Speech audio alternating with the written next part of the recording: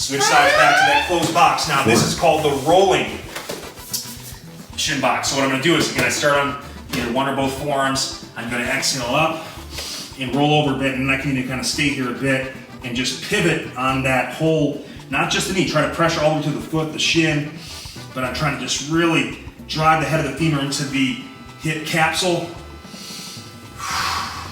Come back, open up, twist away, twist forward, roll again. I can do continual rolls too.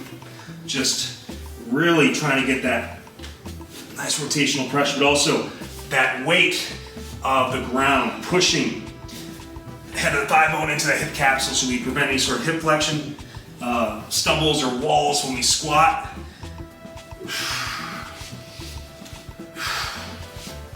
Beautiful. Roll it, just keep it kind of oscillate. Switch sides. This is my tight side for this particular movement. Rolling through, oh, initially tougher. So I can even just kind of breathe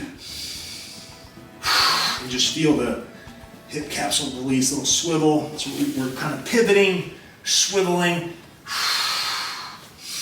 I'm gonna even take this hand, push on the thigh, and just get a little more rotation to the upper and back, almost as if I was about to look up for a lateral hinge for those of us that do get-ups.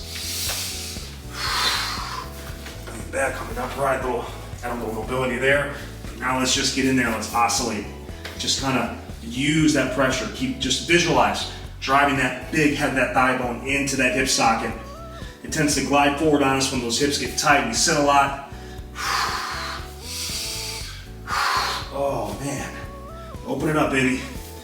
You can kind of post up here like that and work it, or I just have some genuine, just side to side action rolls. Again, a little tighter on this side. Oh. Okay, so now, instead of here,